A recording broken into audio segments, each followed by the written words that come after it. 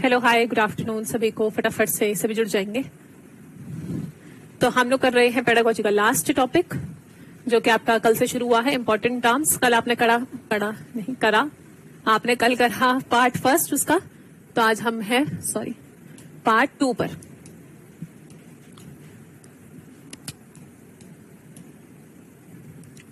ठीक है जी, तो वही टॉपिक चल रहा है, लास्ट टॉपिक है आपके लिए।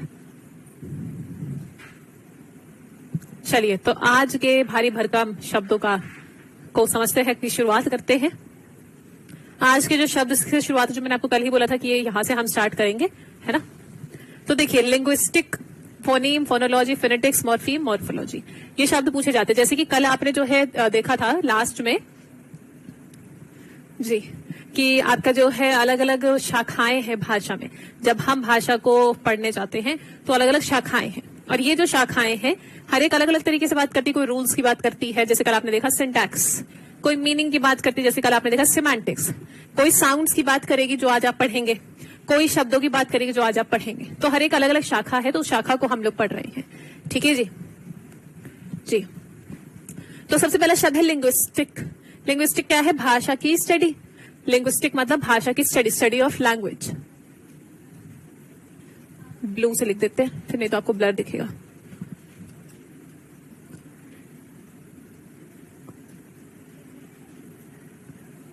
जब हम भाषा को, किसी भी भाषा को हम पढ़ते हैं कि उस भाषा में क्या क्या है, तो उसको हम क्या बोलते हैं? लिंग्विस्टिक। ठीक है जी, भाषा की स्टडी करना। फिर इसके साथ एक और लिख लीजिए, लिंग्विस्ट। तो एक है लिंग्विस्टिक या लिंग्विस्टिक्स, वो तो हो गई भाषा की स्टडी। जो इंसान भाषा को पढ़ता है उसको हम बोलते हैं लिंग्विस्टिक। ठीक है, लिंग्विस्ट जो हमारा है भाषाविद, जिसको हम हिंदी में बोल देते हैं। वन, एक इंसान जो भाषा पढ़ता है, हु स्टडीज अ लैंग्वेज। ठीक है जी। नेक्स्ट है फोनीम। फोन कल बताया था कि किससे रिलेटेड है। फोन जल्दी से बता दो, कल बताया था ना, होमोफोन्स में। ये वाली लाइट ही मैं ऑफ कर देती हूँ, शायद इसका रिफ्लेक्शन पड़ रहा है।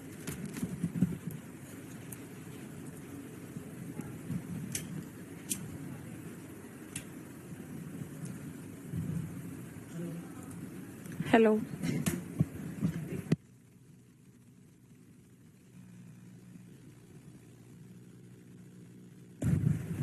मैंने एक लाइट ऑफ कर दी है, तो शायद अब आपको थोड़ा ढंग से दिख रहा होगा, रिफ्लेक्शन नहीं पड़ रहा है अब शायद। बहुत ही बढ़िया, साउंड से रिलेटेड है। चलो, याद है तुम्हें, मतलब पढ़ते हो तुम लोग, हैं तो साउंड से रिलेटेड है। तो फोनीम है ध्वनि की वह सबसे छोटी इकाई जो शब्दों में अंतर करना हमें बताए। मैं दोबारा बोल रही हूँ, हिंदी में सुन लेंगे, फिर मैं इसी को ही इंग्लिश में लिख दूंगी। अब ठीक है, चलो ठीक है, फिर हर क्लास में यही कर दिया करेंगे। चलो, तो भाषा की ध्वनि की वह सबसे छोटी इकाई जो आपको शब्दों में अंतर कराए या शब्दों में अंतर पहचान करवाए, वो होता है फोनीम। ठीक है जी, तो इसी को ही इंग्लिश में लिख रहे हैं, स्मॉलेस्ट यूनिट ऑफ साउंड। भाषा की वह सबसे छोटी इकाई जो दैट अंतर करती है, डिस्टिंग्विशेस बिटवीन टू वर्ड्स। जो दो शब्दों में अंतर करती है, वह भाषा की सबसे छोटी इकाई कहलाती है फोनीम। ठीक है जी। फॉर एग्जाम्पल, जैसे कि मैंने बोला पैट, बैट, रैट, तो इसमें भाषा की ध्वनि की सबसे छोटी इकाई जो हमें अंतर करवा रही है, वो कौन सी है? प, ब, र। ठीक है जी, बाकी सारा तो देखो सेम है जी, तो वो है फोनीम। फिर है फोनोलॉजी। फोन अभी आपने बोला क्या है? साउंड, बिल्कुल सही है। लॉजी जहां जुड़ जाए उसका मतलब है स्टडी।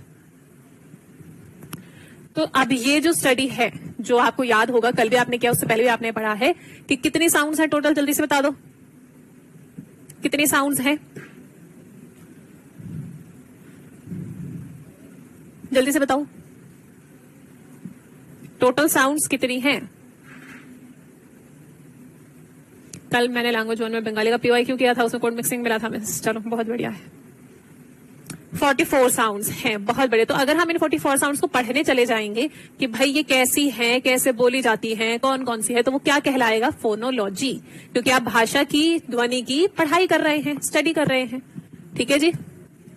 तो ये है study of structures and patterns of sound, कि भाई कौन सी ध्वनि क्या है, कैसी है, पढ़ रहे हैं उस बारे में। तो फोन यानी कि साउंड, लॉजी मतलब स्टडी कर रहे हैं साउंड्स की। ठीक है जी। अब आपने पढ़ तो ली, लेकिन पढ़ने से थोड़ी हो जाएगा, उच्चारण भी करना पड़ेगा, बोलना भी पड़ेगा। जैसे हम बोलते हैं ना कि एपिग्लॉटस से बोलो, जीभ को ऊपर लगाना है, यहां लगाना है, वहां लगाना है। जैसे कि मैं एक एग्जांपल देती हूँ आपको, शायद आपको समझ आएगा। 3 साउंड्स हैं ऐसी। अब अगर उनको आप ऐसे पढ़ रहे हो, जैसे ये पढ़ रहे हो, जैसे अभी आप पढ़ रहे हो, तो वो तो फोनोलॉजी है। लेकिन मैं आपको बोलूं कि अब आप बोल कर दिखाओ, उस चीज को अप्लाई करो कि कैसे बोली जाती है। जैसे कि हिंदी में तो आपकी 2 ही साउंड है, ज और ज, है ना? ध्यान से सुनना, ज और ज। लेकिन इंग्लिश में जब हम साउंड्स को पढ़ते हैं तो हमारे पास 3 है, ज, ज और य, 3 है ये। एग्जाम्पल देती हूँ, य का ट्रेजर नहीं होता, जो खजाना होता है हिंदी में, उसकी इंग्लिश जो क्या बोलते हैं? कोई लोग बोलते हैं ट्रेजर, ट्रेजर नहीं होता। कई लोग बोलते हैं ट्रेजर, ट्रेजर भी नहीं है वो क्या है? ट्रेजर। तो अब एक बार आप घर पे बोलकर देखो, जैसे मैं बोल रही हूं, ट्रेजर नहीं है, ट्रेजर नहीं है, ट्रेजर है। ऐसे ही डिवीजन नहीं है, डिवीजन नहीं है, डिवीजन है। जिस जिसको समझ आया, जो जो बोल पाया घर पे, अगर मुझे यस करके बताओ।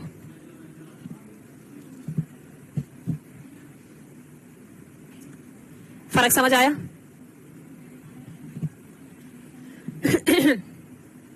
ज, ज और य बोल पाए?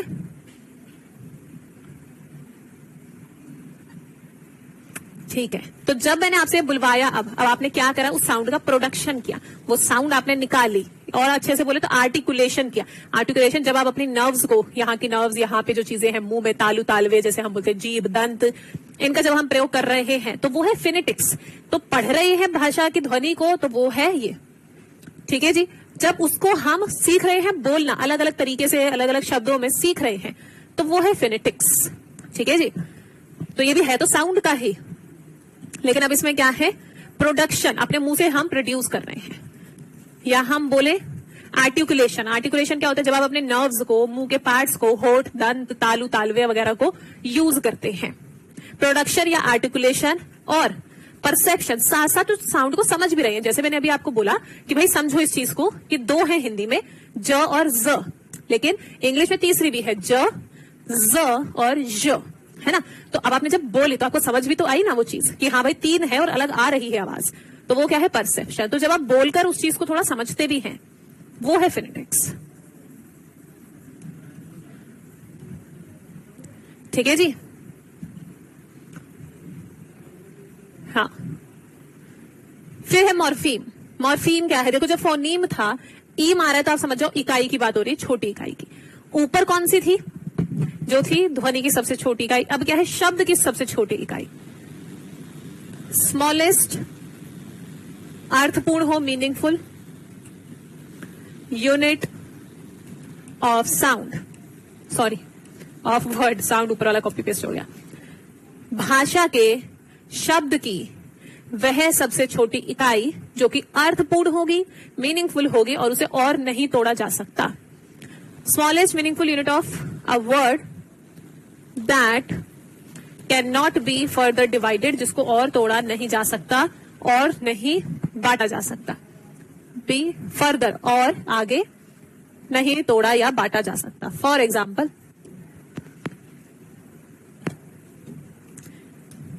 मैंने लिखा है इललीगल, तो जब मैंने इसको तोड़ा तो एक शब्द मेरा बन सकता है इल, एक बन सकता है लीगल। अब लीगल को नहीं तोड़ सकती हूँ, इल जो है वो मेरा बन जाएगा प्रीफिक्स। कल ही आपने सफिक्स प्रीफिक्स थोड़ा समझा, उपसर्ग प्रत्यय।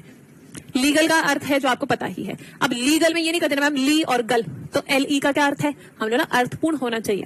तो जब आप टुकड़े कर रहे हैं किसी शब्द के, उतने ही टुकड़े हो पाए जितने अर्थपूर्ण हो। जैसे कि अन, ब्रेक, एबल, कौन बताएगा इसके अंदर कितने हैं? इसके अंदर कितने मॉर्फीम हैं? अनब्रेकेबल।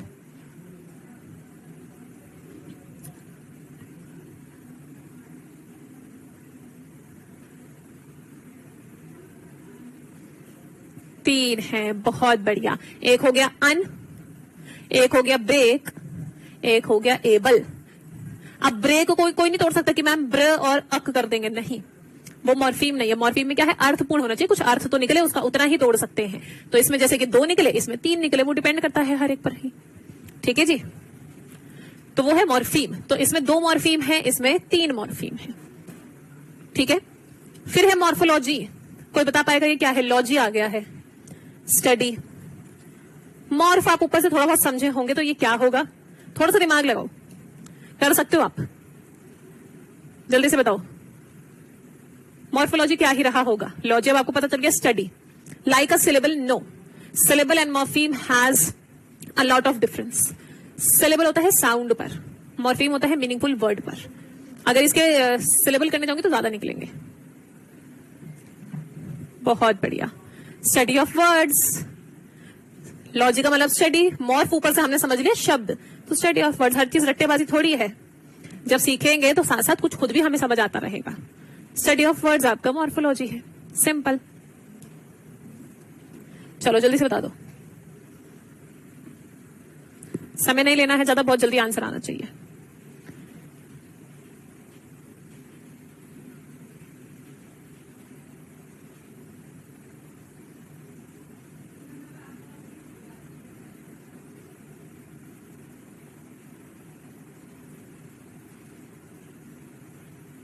अभी प्रोडक्शन और परसेप्शन आपने किस में पढ़ा? फोनेटिक्स में।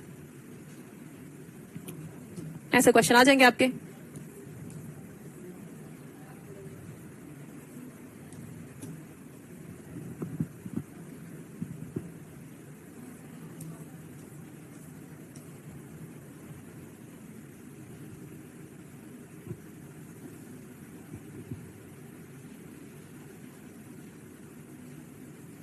बहुत बढ़िया। Smallest unit of sound, phoneme, ऐसा पूछ लेता है, सिंपल। कल कराए थे ये मैंने आपको। लिटिल सिमेंटिक, सिमेंटिक एम से क्या था? मीनिंग। ठीक है जी, और उसी का ही दूसरा शब्द ग्रामेटिकल लिखा हुआ है, कौन सा है फिर आंसर? कल ही कराया है आपको।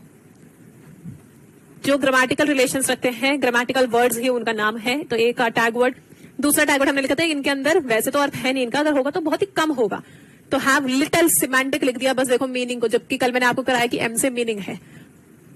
तो कौन से थे लिटिल मीनिंग वाले? जो ग्रामेटिकल वर्ड्स भी कहलाए जाते हैं, और दूसरे नाम बोले तो फंक्शन वर्ड्स। कल कराया था ना। इस तरीके से आएंगे सिंपल, जितना लिखवा रही उतना आएगा क्वेश्चन आपको। कह रहे हैं एक टीचर जो है पढ़ाते समय एम्फसाइज, जोर डाल रही है कंटेंट वर्ड्स पर, तो वो कौन से शब्द रहे होंगे? ये भी आपको कल ही कराया है, बताइए।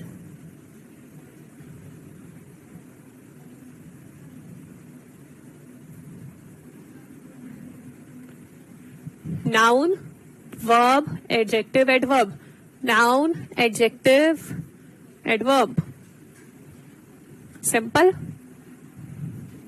यस और नो क्वेश्चंस हो गए। जितना आपको समझ आ रहा है कि जो डेफिनेशंस है ये टर्म्स हैं, टर्म्स का मतलब तो शब्दावली। तो शब्दावली के जो आगे की उसकी परिभाषा है या उसमें क्या आता है, डायरेक्ट क्वेश्चन उस पर है, और ये कहीं आपके सिलेबस में नहीं लिखा हुआ है। कंटेंट वर्ड, फंक्शन वर्ड्स कुछ नहीं लिखा हुआ। तो समझ आया क्वेश्चन?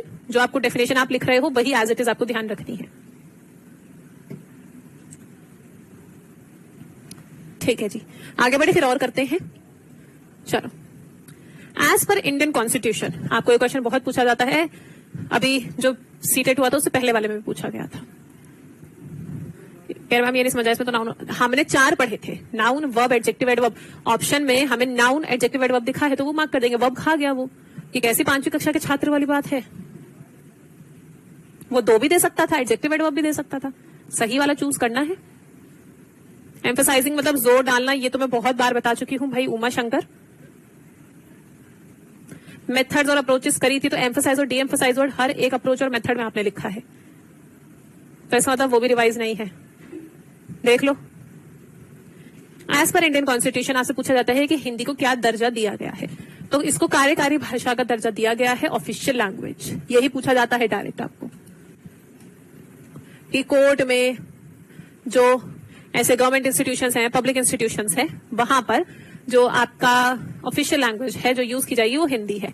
अगर हिंदी वहां सबको नहीं आती है तो आप एक सहकारी जो है, जो इसका हेल्प आप ले सकते हैं, वो है इंग्लिश, एसोसिएट ऑफिशियल लैंग्वेज।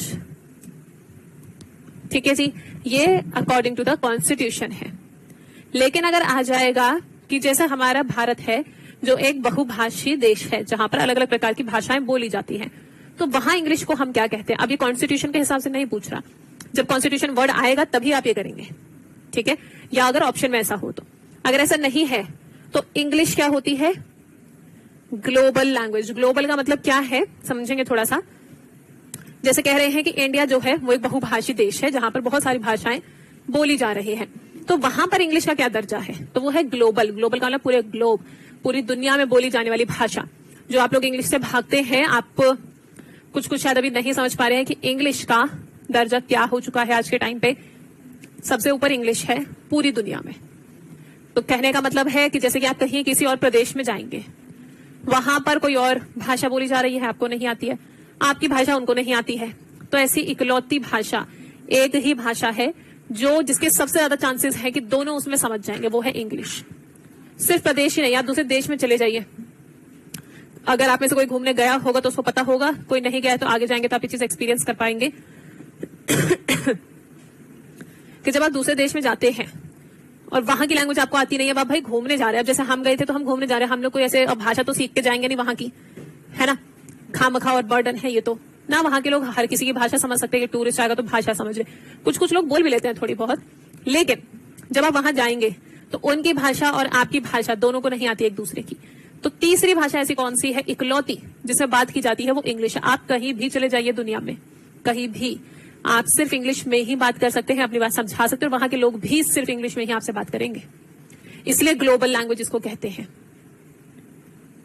ठीक है जी। जी, मैं ज्यादा तो नहीं गई हूं, जितनी भी कंट्रीज में गई हूं हर जगह ही इंग्लिश होती है। ठीक है जी, तो इसलिए इसको हम ग्लोबल लैंग्वेज बोलते हैं। चलिए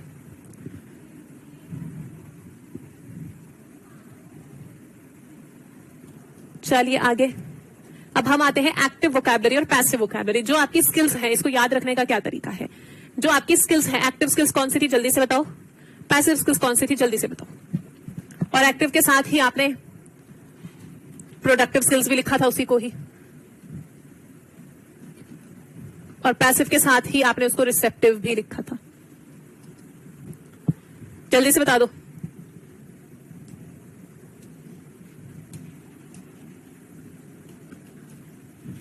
दोनों का ही।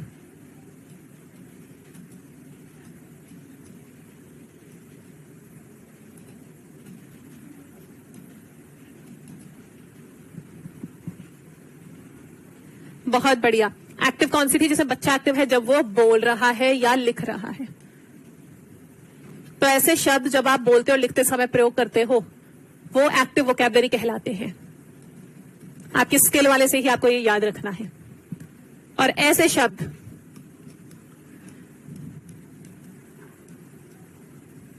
जो आप पहचान लेते हैं,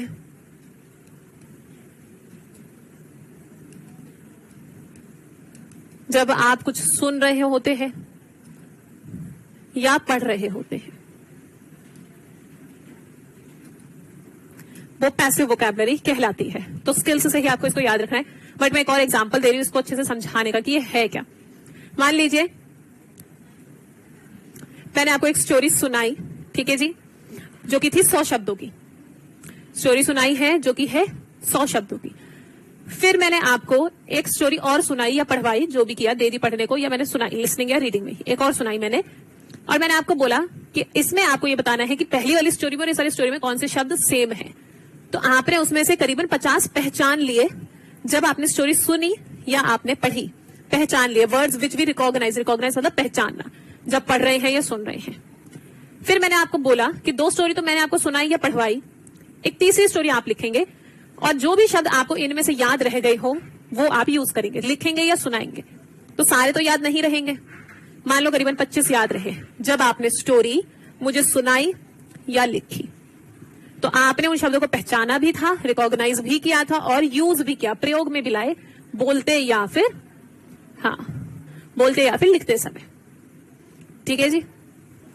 कल से पूछ रही हूँ किस नाम से मिलेगी रिकॉर्डेड क्लास, सब्जेक्ट सेक्शन में जाइए, वहां मिल जाएगी। ठीक है जी। तो ये होता है आपका एक्टिव और पैसिव वोकैबुलरी, प्रोडक्टिव या रिसेप्टिव वोकैबुलरी। नेक्स्ट है कंट्रास्टिव और मिनिमल पेयर्स। पहले समझ लेंगे फिर मैं लिखूंगी। पेयर्स का मतलब है जोड़ा, यानी कि शब्द जोड़े में रहे होंगे। कंट्रास्टिव यानी कि कंट्रास्ट होगा, कुछ तो अलग होगा। मिनिमल मतलब कि जो अलग होना है वो बहुत ही कम अलग होगा। तो ऐसे पेयर्स, ऐसे शब्दों का जोड़ा जो सिर्फ एक ही साउंड से डिफरेंट हो, एक ही साउंड से डिफरेंट हो। जैसे कि अभी मैंने एग्जांपल लिखा था आपको फोनीम में भी, कैट, बैट, रैट, मैट। तो अगर इनको देखेंगे तो सारे सेम है, बस क्या अलग है, क, प, ब और म। तो ऐसे अगर जोड़े में आप लिखते हो तो वो कहलाते हैं कंट्रास्टिव या मिनिमल पेयर्स। ये बच्चों को कराए क्यों जाते हैं? ताकि उनको जो है ध्वनि की अवेयरनेस हो, ध्वनि के बारे में वो जाने की, देखो बेटा ये ध्वनि क है, ये ब है, ये र है, ये म है, ऐसे। ठीक है। और उनको क्या है, इससे उच्चारण उनका सही होता है, इसलिए कराए जाते हैं। ठीक है जी।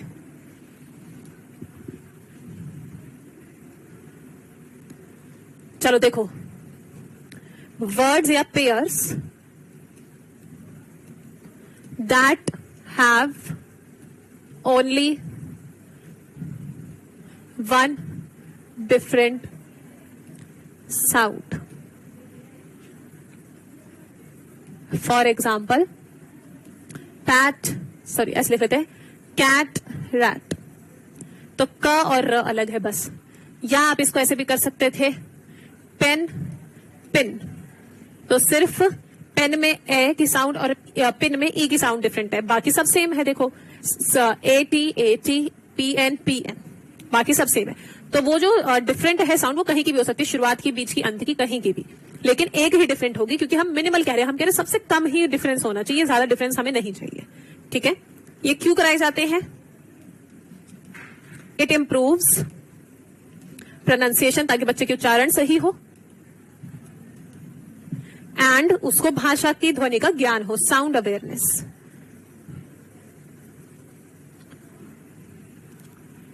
ठीक है जी। देख लीजिए एक बार, फैन, मैन बिल्कुल कर सकते हैं, फ और म का डिफरेंस है बस। ठीक है जी।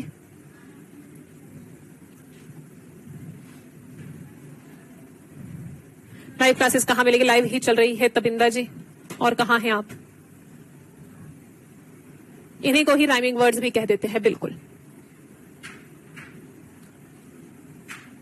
जी। अब जैसे एक बच्चे ने पूछा सिंक्रोनस एसिंक्रोनस लर्निंग बता दीजिए, एक ने थोड़ी देर पहले पूछा था इमर्जेंट लिटरेसी बता दीजिए।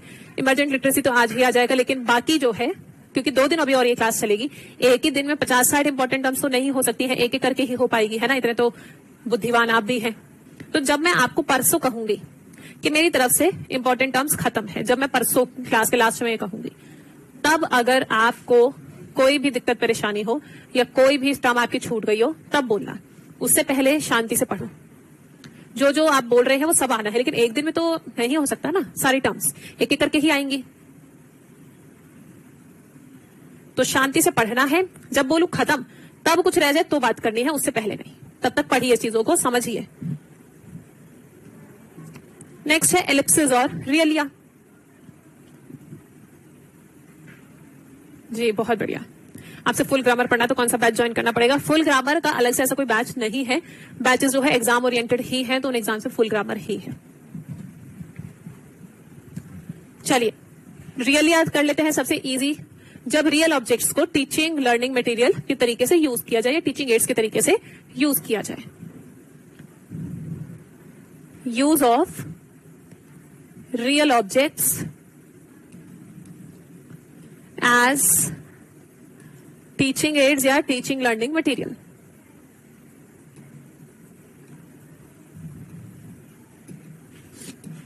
ठीक है जी। तो वो है रियल या रियल वर्ड से ही निकला हुआ है। एलिप्सिस क्या है? एलिप्सिस है 3 डॉट्स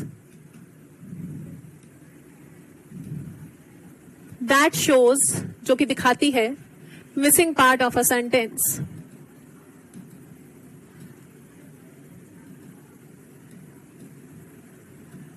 जैसे मान लीजिए बहुत बड़ा सा सेंटेंस लिखा हुआ है, बहुत बड़ा सा पैराग्राफ लिखा हुआ है, अब मैं जो हूं पूरा नहीं बोलना चाहती हूँ या पूरा लिखना नहीं चाहती हूँ, है ना, तो मैं क्या करूंगी, डॉट डॉट डॉट लगा दूंगी।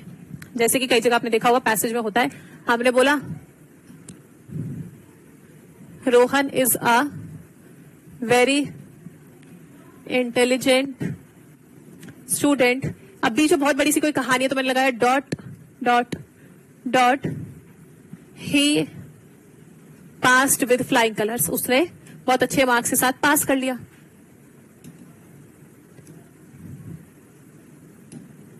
तो जब बीच की कहानी हम कहा जाते हैं, लिखना नहीं चाहते हैं, हाँ, तो वो है आपका एलिप्सिस। रियल के एग्जांपल्स, जैसे कि आपने, जैसे कि क्लासरूम में है आप, वॉच आपको पढ़ाना है किसी चीज के बारे में, तो आपने वॉच ही उठा ली, तो वो रियल ऑब्जेक्ट है, वो ऑथेंटिक नहीं है, क्योंकि वो स्कूल में लगा हुआ है, तो वो ऑथेंटिक नहीं हुआ, रियल ऑब्जेक्ट है। या बच्चे अपने घर से लाए तो रियल ऑब्जेक्ट है। आप अपना कुछ दिमाग लगा के लाएंगे, वो ऑथेंटिक मटेरियल जो मैंने आपको ऑलरेडी करा दिया। लेकिन अभी जैसे मान लीजिए आपको कुछ पढ़ाना है, तो आपने बोर्ड का एग्जाम्पल दे दिया, डेस्क का एग्जाम्पल दे दिया, चेयर का एग्जाम्पल दे दिया, रियल ऑब्जेक्ट है। बच्चे को बोल दिया घर से जो है अपना फेवरेट टॉय उठा लो, रियल ऑब्जेक्ट है, लेकिन ये ऑथेंटिक मटेरियल नहीं है, क्योंकि जब टीचर यूज कर रही है स्कूल का, तो वो तो रियल लिया हुआ, वो टीचिंग लर्निंग मटेरियल्स में से एक हुआ। ठीक है, फ्लाइंग कलर्स का मतलब बहुत अच्छे मार्क्स।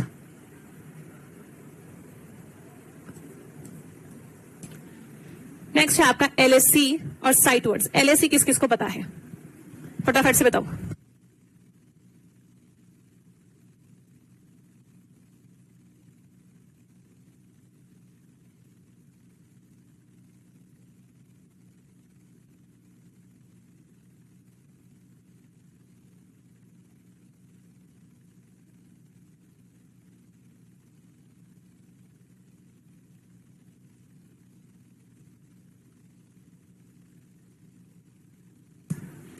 चलिए जी, एलएससी के बारे में कौन कौन क्या जानता है? लैंग्वेज अक्रॉस करिकुलम, ठीक है, लेकिन है क्या? ये तो फुल फॉर्म है।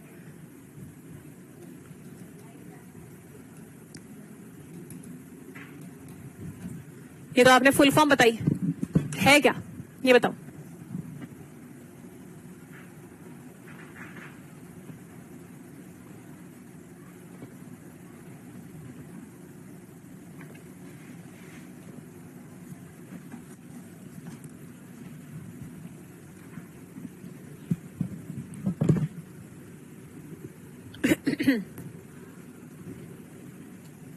मैं टीचर टीच विद सब्जेक्ट, बिल्कुल ठीक है। तो ये क्या हम बोलेंगे, व्हेन अ टीचर, जब एक टीचर टीचेज अ लैंग्वेज, एक भाषा पढ़ाती है, कैसे इंटीग्रेट करके, बाय इंटीग्रेटिंग, जोड़कर, विद द अदर सब्जेक्ट्स, तो वो एलएसी कहलाता है। लैंग्वेज अक्रॉस करिकुलम की जो भाषा है वो अक्रॉस मतलब इधर उधर हर एक सब्जेक्ट में जाएगी। जैसे कि मैंने बोला कि मुझे आपको निबंध लिखवाना है, ठीक है, अब जो निबंध लिखवाना है तो मैंने आपको बोला कि आपने वो जो साइंस और एसएसटी में प्रदूषण के बारे में पढ़ा है ना, उसी के बारे में निबंध है, तो उधर की नॉलेज का आप यहाँ पर जो प्रयोग कर लेंगे तो आपका एसएसटी भी जुड़ गया, साइंस भी जुड़ गया, इंग्लिश तो आप कर ही रहे हैं। और मैंने बोला कि एक स्लोगन भी बनाना है, तो ड्राइंग या पेंटिंग भी जुड़ गया, आर्ट जुड़ गया, मतलब आपका, तो ऐसे मिलाकर जो है हमें पढ़ाना होता है। ये लेके अभी इतने सारे एग्जाम्पल दिए भाई, क्या सुनते हो जी। दूसरे सब्जेक्ट के साथ इंटीग्रेट करके पढ़ाया जाता है, बिल्कुल। फिर है साइट वर्ड्स। ये पहले पूछा जाता था, अब तो नहीं पूछा जाता है, बट हम कर लेंगे। साइट वर्ड्स वो होते हैं जैसे कि चार्ट चिपका दिया तो उसमें शब्द लिखे हुए हैं, या कोई आपने पोएम चिपका दी उसमें शब्द लिखे हुए हैं, तो उसमें से बच्चा सारे तो ध्यान नहीं रखेगा, कुछ तो ध्यान रख लेगा देखकर, तो वो देखकर, साइट का मतलब देखकर, है ना, हाँ, तो वो होते हैं आपके साइट वर्ड जो बच्चा देखकर ध्यान रख लेता है।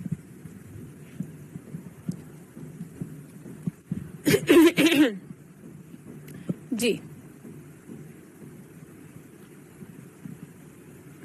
अभी तो सीटेट ने काफी टाइम से जो है साइट वर्ड्स नहीं पूछे हैं। ऑथेंटिक मटेरियल का एग्जांपल, ऑथेंटिक मटेरियल बीवा जी बहुत पहले करा दिया है, एक बार आपके क्लासमेट से बता देंगे क्या ऑथेंटिक मटेरियल नहीं हुआ है।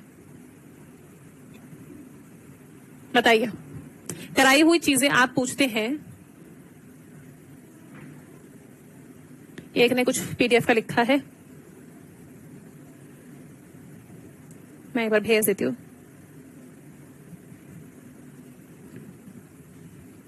हो चुका है ना। अब पहले की ही चीजें अगर मैं रिपीट करती रहूंगी बार बार, क्योंकि इतने बच्चे कुछ कुछ, कोई कुछ पूछ रहा है, कोई कुछ पूछ रहा है, तो ये कैसे हो पाएगा भाई। मेरी तरफ से कमी नहीं है, कमी आपकी तरफ से है लर्न करने की, रिवीजन की, क्लासेस देखने की। मैं तो सब कुछ करा रही हूँ। अब आप 10 क्लास बाद आके बोलेंगे 10 क्लास पहले का हमें बता दो, तो और हजारों का टाइम वेस्ट थोड़ी ना करेंगे। हाँ, साइट वर्ड्स वो है जो बच्चा words which a child learns और रिकॉग्नाइज, या तो याद करता है या तो पहचान लेता है बाय लुकिंग एट देम, उनको देखकर। तो वो साइट वर्ड्स कहलाते हैं। ठीक है जी, देखकर जो है उनको लर्न कर लेता है या पहचान लेता है, वो आपके साइट वर्ड्स है। जैसे कि मैं बोलूं कि आपने जैसे कोई चीज पढ़ाई, तो अभी हमने जैसे कि लिखा था रोहन वगैरह लिखा था, फिर हमने लिखा था ही। ठीक है जी, बहुत इजी वाले बेसिक वर्ड्स। तो हमने उसे लिखा था ही पास्ट, तो ही उस बच्चे ने जो है यहां भी देख लिया। फिर आपने कोई चार्ट चिपका रखा है, आप कहीं और कुछ पढ़ाने लगे, वहां भी ही आया, तो बच्चा पहचान गया कि हाँ ये वही वाला ही है। तो ये है आपका साइट वर्ड्स, या तो वो देखकर लर्न कर रहा है या वो देखकर पहचान ले रहा है, वो होते हैं साइट वर्ड्स। हाँ, देखकर ही कुछ चीजें याद रखना, देखकर। कुछ क्वेश्चंस बता दोगे?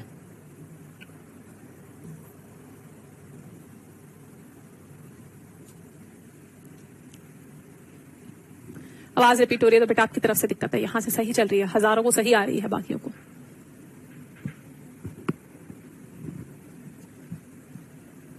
कह रहे हैं दूसरी क्लास की टीचर ने जो है बच्चों को कहा है कि अपने घर से कोई एक ऑब्जेक्ट उठा कर ले आओ शो एंड टेल एक्टिविटी के लिए।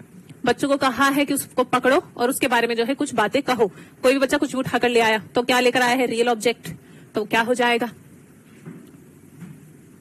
रियल लिया हो जाएगा, सिंपल। बताओ कौन सा सही है?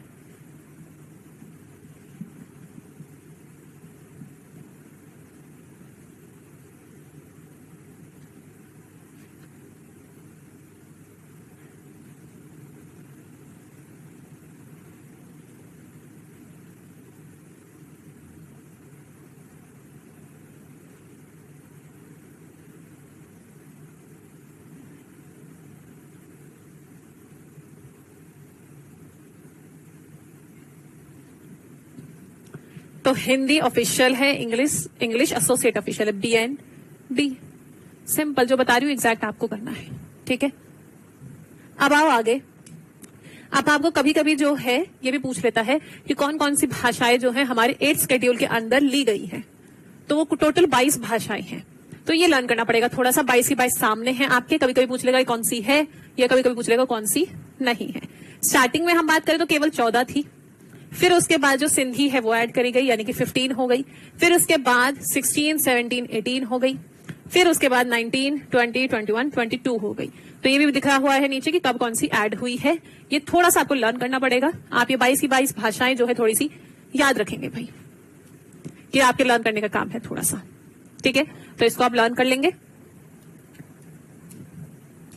अच्छा, कंट्रास्टिव और मिनिमल पेयर्स हो ही गया है, तो इसको हटा देती हूं। हम आते हैं इमर्जेंट लिटरेसी पर। लिटरेसी क्या है? साक्षरता। इमर्जेंट क्या है? अभी उभर रही है, मतलब कि दिख रही है, पूरी तरीके से नहीं बोल रहे कि पूरी साक्षरता है। तो वो कौन सी होती है? जो बच्चे को लिखने का और पढ़ने का ज्ञान स्कूल आने से पहले से ही होता है। थोड़ा बहुत तो जो माँ बाप है वो पढ़ना सिखा देते हैं ना, बुक्स में से ABCD ही चाहे पढ़ना सिखा देते हैं, ए बनाना सिखा देते हैं, 1 2 3 4 करना सिखा देते हैं, इस तरीके से चीजें पहले ही सिखा देते हैं। तो जब बच्चा स्कूल में आया है तो वो ब्लैंक स्लेट तो है नहीं आपका कि हम बोले इसको तो कुछ भी नहीं आता है ना। तो यहाँ पर हम इमर्जेंट लिटरेसी में क्या कहते हैं कि बच्चे को, इमर्जेंट लिटरेसी वो है जो बच्चे को स्कूल आने से पहले ही रीडिंग और राइटिंग का ज्ञान है। ठीक है जी।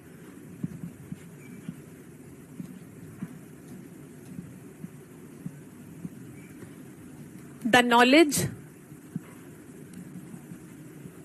Of reading and writing